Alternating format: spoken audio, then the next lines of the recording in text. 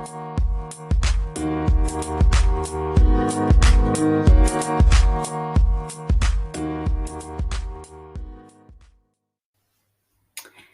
all, Essie here. On this podcast, I would like to speak about motivation. What motivates one to do whatever it is that you want to do? And so I was thinking about different times where I haven't felt like necessarily doing things that I enjoy, not because I don't enjoy them anymore, but just because at that particular time I don't necessarily feel like doing it. Then I was looking at some stuff on Instagram, and there's always somebody doing something. And I just said Instagram. There's so many other social media platforms.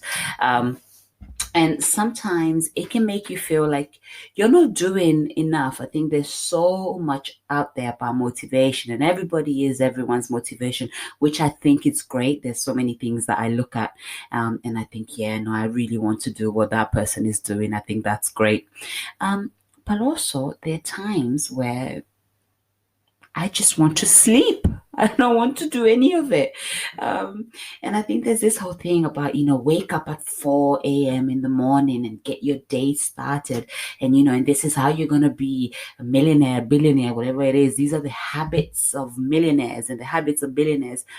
And I don't know about anybody else, but sometimes I think you watch those things, that you watch all that motivational content. And sometimes it just makes you feel that little bit demotivated. It's almost like the scale is too high up. Can I actually achieve this level of motivation? And I think that there's a lot to be gained from that. But I guess it's a reassurance to people like me who are motivated, but sometimes, probably for a week, 2 weeks, you're just kind of going along with the flow.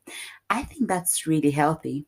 It's healthy mentally, it's healthy physically. And so when I speak about motivation, not just motivation to be a millionaire, I think it's motivation to be physically fit. It's motivation to turn up to work. Absolutely turn up to your job. You need to pay your bills, and go to school.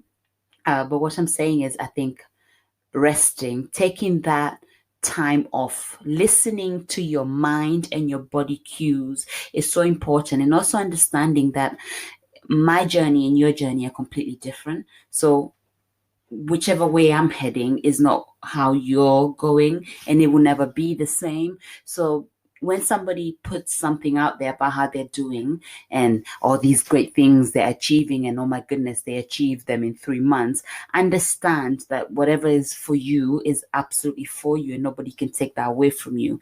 It might be that you achieve it in 2 weeks. It might be that you achieve it in a month, a year, 2 years, 5 years. Whatever is yours is yours. And I really believe in that. I also believe in just picking and choosing what you take from everybody. I just feel sometimes there's so much pressure on all of us to perform. There's so much pressure to be everyone, to perform and to conform, to be what society deems as successful. And for me, success is not just money-based. Success is not having the tiniest waist around or the biggest muscles around. And it's not that. Success is, in my view, is when you find yourself in a happy place, in your content, your mind is content in your spirit, your whole soul is at peace. That is success. That motivates me to get to that point where I'm happy with me. I want to be happy with myself. I want to achieve things. I want milestones around me. I want my own person-centered milestones about what I like to do and the things that please me. And although I'm happy for everybody else that's got all these other things, they don't always motivate me. I don't always think, oh, I want that in a week. Sometimes I think, oh, good for you. And I'll pick whatever I can pick from you. But actually, ultimately, if I want to have a sofa day, I'm going to do just that. And I think sometimes it's understanding that that doesn't take anything away from you. It doesn't mean that you're demotivated because you're not every day, you're not on the go consistently. I think people are made different. I think our minds are different, our physical abilities are different, our tolerance levels are different, and we need to appreciate that. I think sometimes there's this pressure to make one being that performs a robotic being. And so all of us would just be like that. But that's not reality. And I think everybody needs to be okay with that. So what am I trying to say? What I'm saying is you're not always going to feel motivated. You will eventually get to your goal, whatever your goal is. And that should be your motivation. Anytime you feel like you've slipped off your goal point, anytime you feel like you've not achieved it, it's not a downer. You are just human. You're taking your time. Sometimes you have to recoup, rethink again, go back to the drawing board and come back again with another plan. Or sometimes we just decide, you know what, I'm going to pack this over there.